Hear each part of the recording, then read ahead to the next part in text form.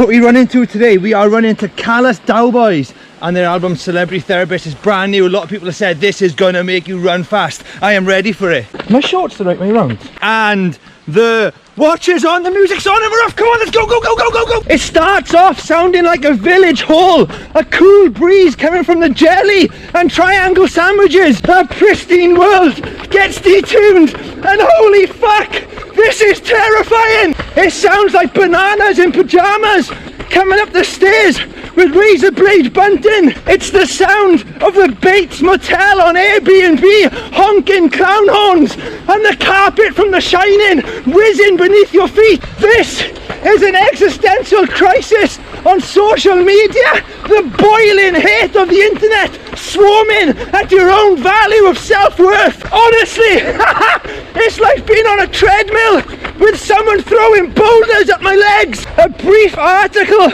of time loops starts with the beeping of a microwave before whipping and poisonous talons from hell lead you to a guitar riff so thick and chunky you could land an Airbus on it. What the hell? We just had a bit which talked about deja vu in an art class, and then I don't know what's happening now, but I'm being dragged through a nightmare and I absolutely love it. Oh, that riff is back, it's back again. I need new lungs and I need them now. Beautiful Dude Missile is like being in school and your teachers are in Imperial Triumphant and the caretaker has covered your parents in chicken wire. It's like facing the exit of a giant water slide and knowing that at any minute you're gonna get a naked toenail in your eyeball. This really is some album to run to. It makes you want to get violent in the face of stupidity. You want to send a flat earther into orbit with an uppercut. Title track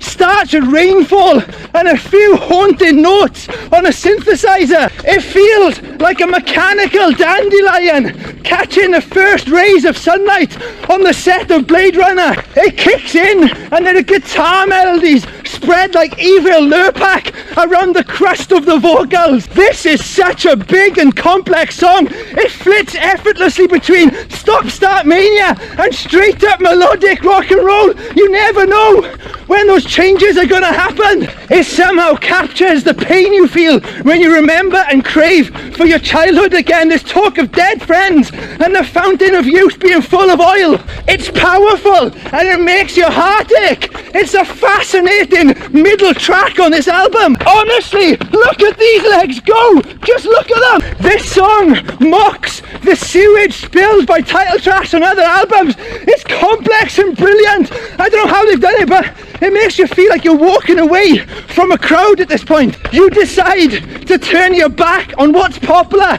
and figure it all out for yourself. The song titles remind me of David Foster Wallace chapter titles, and it's really got that feel of a weird lone outsider who's somehow right and you don't know why they are right or what they write about. Field sobriety practice. I don't know where to begin. It's like a play where someone contemplates their own death, wakes up from a brumation. They then return home to tell the dog that they are stable.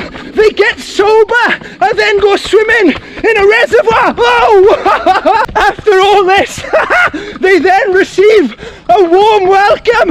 It is absolutely astonishing and is played across some incredible playing by the band. And that guitar solo, it feels so freeing after the chaos and complexity and medieval straitjacket that came before it. I have never known a song like it. It's music which detonates and blows apart anyone that's trying to force their worldview on you.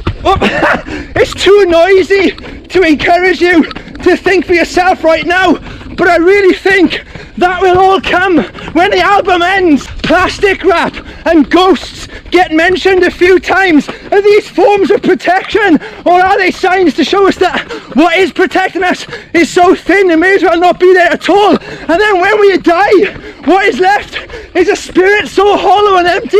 It's a miracle that we even had the strength to exist in the first place. Because what are we after all without meat and bones? We are just polymers with grass stains on our trainers. It's a cold universe, and even the God particle is scrolling for Instagram likes. Hang on a minute, I need a breather, I'm absolutely fucked. The elephant man in the room is again full of rich and complex narrative. Here, he seems to be a man who's about to be married, but first he goes travelling for gold, gets caught by the CIA, and then tries to make sense of death. It occupies a hot-wash world of weird flat earth sci-fi. There's a wall of ice in there. There's also endless paranoia, and honestly, that is only some of what's going on in this song. It sounds like the best stag do ever. I'm now listening to What Is Delicious, Who Swarms.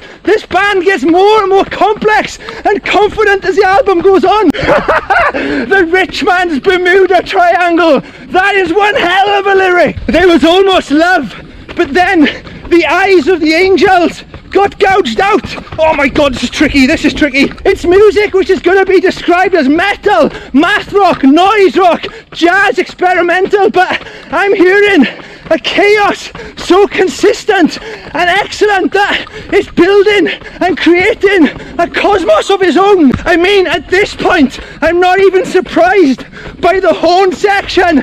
It's got intricate laws. It's a universe built from ridiculous amounts of energy. It's a supernova with infinite thumbs and an Etch-a-Sketch. It seems to address this idea that we want ghosts or guardians in our life protecting us, but we know there's nothing there. Angel numbers and lottery numbers on a scratch card indicates there's a logic there which can make sense of everything, but it's beyond our reach. The odds are against us to ever understand what's really going on. This album captures what it feels like to know you will forever be reaching for answers, for truth. I'm on the final track, Star Baby, and oh my word, they are finishing on a real high here. Star Baby, did you deep fry a piece of the Great Barrier Reef? These lyrics are just amazing. We've got spitting on the motherland, calling the state a traitor. It's rebellious, but it's triumphant. It also craves for a place to call home. What is happening at the end of this song is suddenly turned so triumphant and full of hope. I'm almost lost for words on an album which is so violent, and there's a real fight going on musically and lyrically. Here we are urged to let go, to go soft, to relax, have a moment of weakness, and that is when we feel like we are home. That is when we feel like we have these moments of revelation.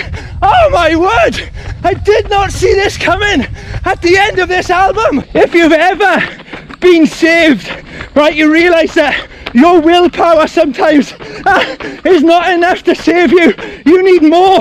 And the end of this album, for me, it captures that feeling where you get an extra strength to recover.